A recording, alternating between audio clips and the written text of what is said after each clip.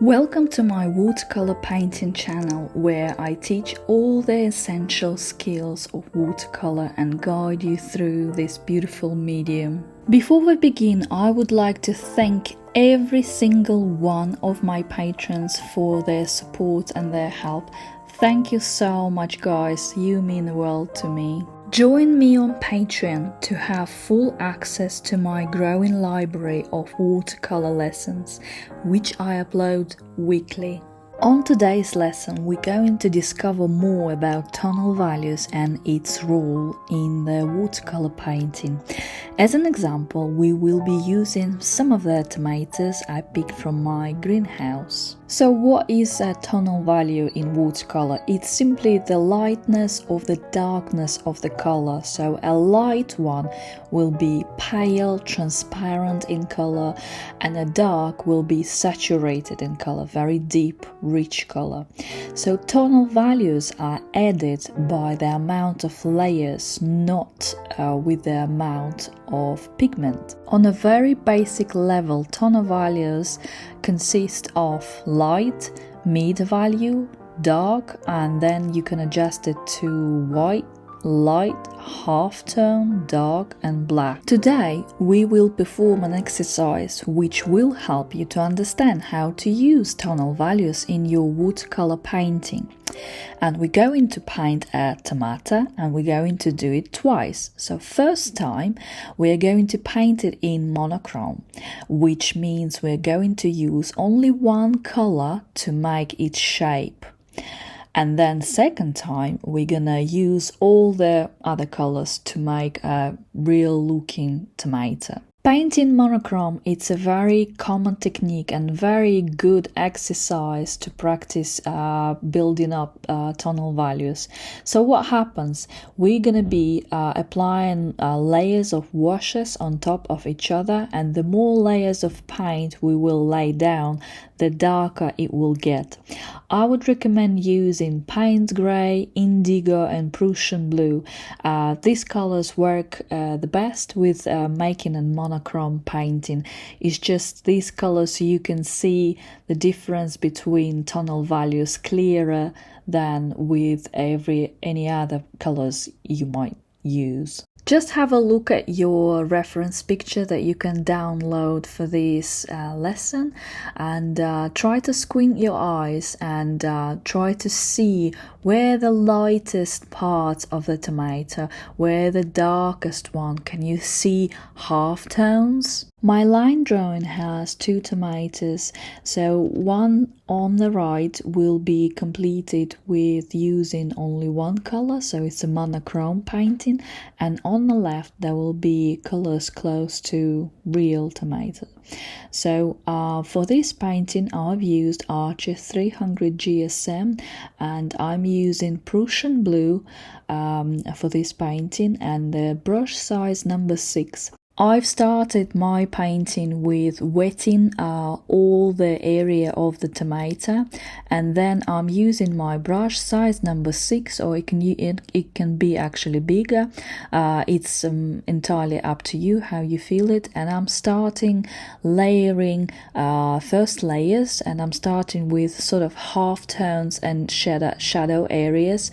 Notice that I leave the area in between the edge. So this will be for reflected light. As you can see on the reference picture, it does have that like outline, that ring around the tomato, because it's quite shiny. The tomato skin is quite reflective, so there is room for reflected light. So I'm purposely leaving the gap between the edge and the shadow area.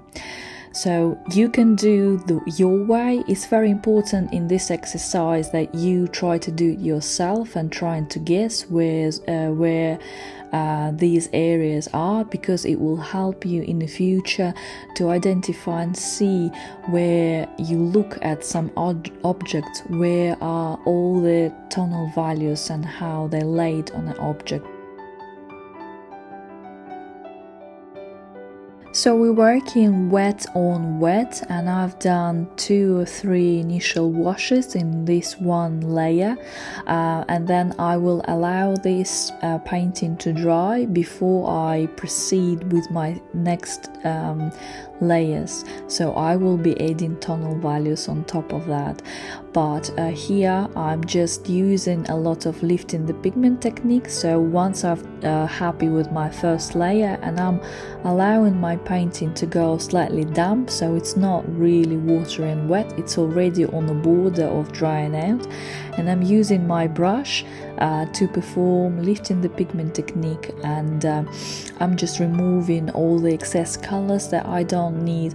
And also, as you can see on the tomato, it has a lot of reflected light on it, so lifting the pigment technique works for this the best. So here, while my blue tomato is drying out, I'm just deciding on what colors I might be using for my other tomato. So for the first layer, I'm deciding to use a little bit of light red mixed with cadmium orange, and then also for the area of where the highlights are, I'm gonna be using Prussian blue mixed with Payne's grey.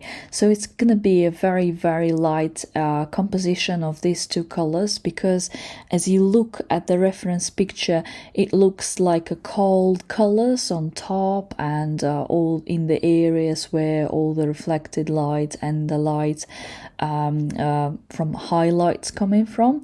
So I'm just using that mixture. It's a like really watery composition of these two colors to start with my tomato. So I'm working with the brush size number 6, and I am starting doing it wet on dry, so the surface underneath is dry in this time, and I am start using this very watery composition of Payne's grain mixed with Prussian blue, and I'm just filling my tomato all the way around, and I'm leaving some of the areas untouched, but then later I will blend them together, so it will be nice one sort of wash. This video is very lightly sped up, so I'm using more of the blue color here of that combination, so I'm using more of a Prussian blue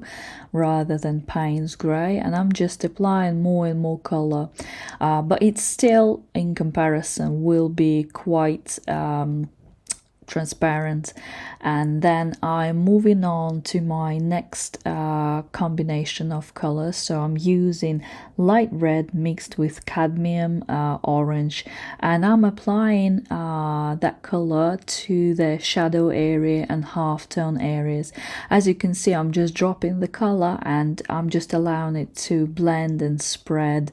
And also if you look at the border at the edges of tomato plant, I'm just left some areas untouched, because and I sort of left the gap in between, so because there is going to be a reflected light also. And then with lifting the pigment technique, I'm just blending together these two color combinations and also moving that excess paint so it looks nice, and I'm just making smooth edges in between those two layers.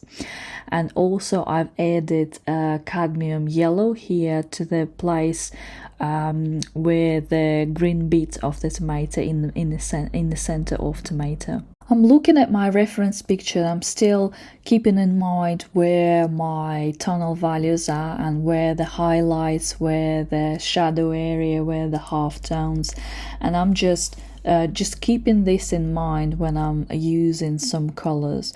So after I've done these two color combinations, I'm gonna be using another color combination, which includes using burnt sienna with cadmium orange together.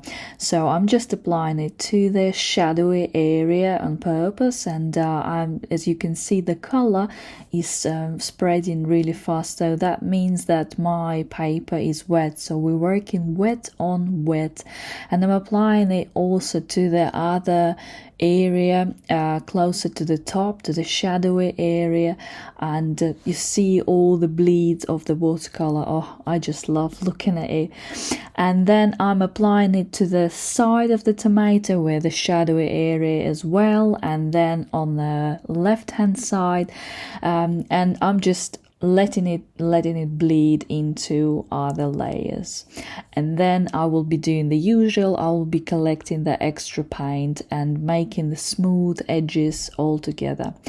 I also use quite a little bit of purple lake here, because when I look at my picture, it does contain that color if you look closer. So I'm applying this color combination to parts of my tomato, and I'm making stripes as well, so I'm allowing them to bleed because this is like a striped tomato. And I am mostly working with the shadow half-tone area at the moment, and as you can see, I'm not going with this color to the highlight area. And then with my brush size number 6 still, I am making lifting the pigment technique. As you can see, it supports the idea of a very shiny tomato that has a lot of reflected light on it, and also because it's stripy, it also helps. So lifting the pigment technique works here its best. So with my brush, I'm just removing those bits of the tomato with excess paint on it, and I'm also moving it from the highlighted area, and I'm using full body of the brush, and I'm going down, then I wipe it, wash it, and then I'm applying more and more. Don't feel too stressed out by making any mistakes while you completing this exercise.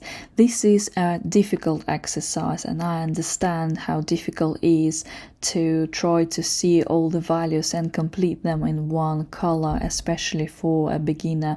But this is practiced. It's all you need in anything you do with watercolor, with any painting. So practice and patience, and if you need, you can do it several times, or just use different objects to practice and really separate your objects into these tonal values. And look, there is a light, there is a highlight, there is a shadow area, there is a reflected light. Try to find them. Try to find first 3. So for example, highlight, shadow, and mid-tones. These are like a very basic exercise, and then make it more complicated and see more tonal values on every object you're trying to paint.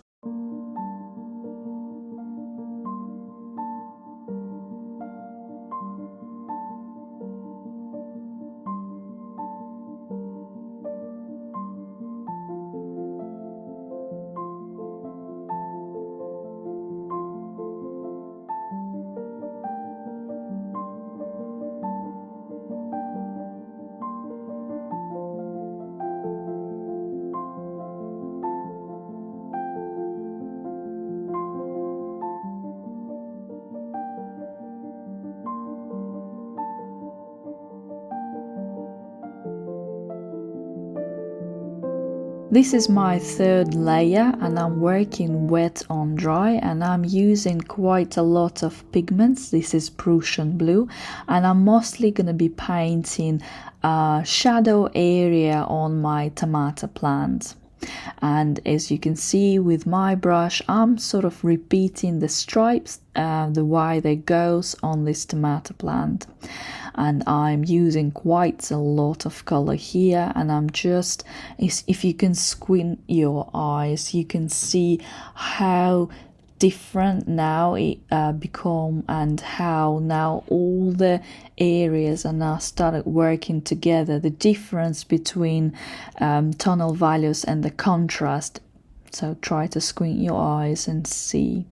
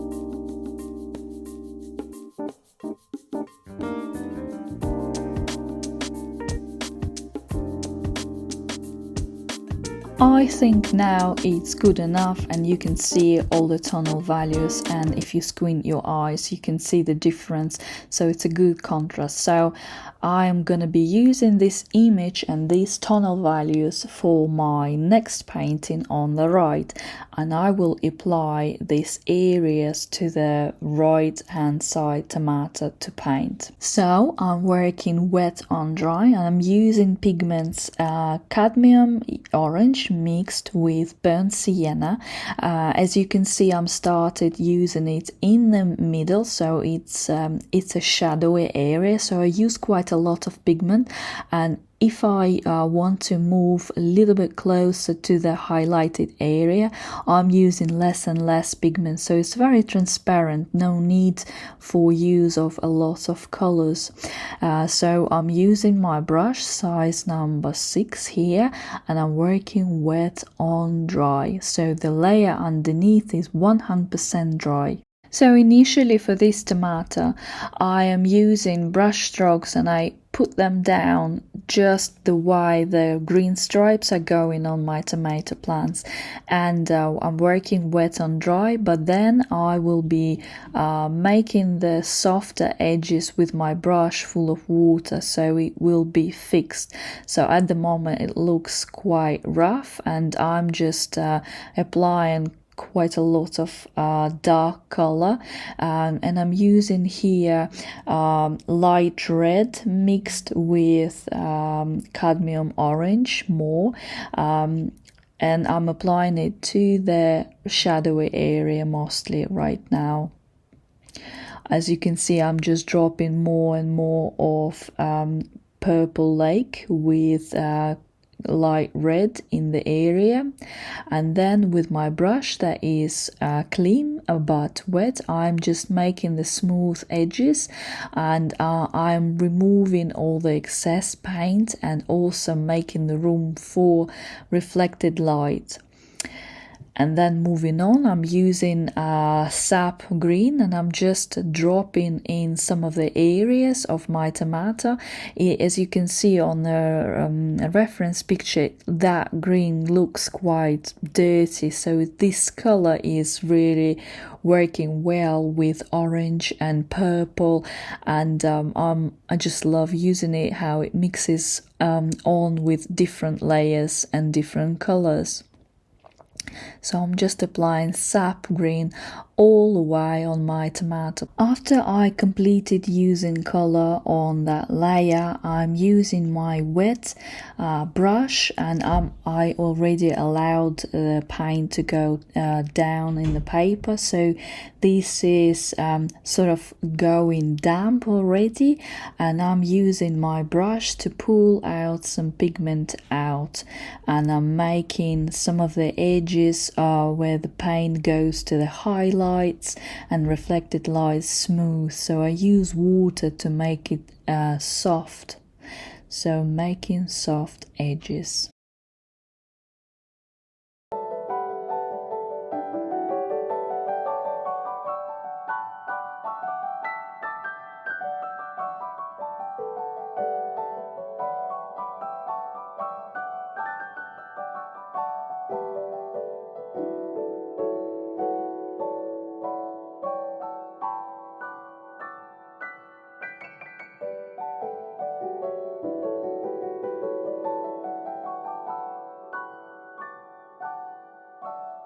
Now my painting is complete. I'm comparing it to my reference picture, and I'm looking if I done it correctly, if I saw all the tonal values that I needed for this, and I'm quite pleased with this result. Become my patron to have full access to my watercolor tutorials, which I upload to my channel weekly. See you next time. Bye!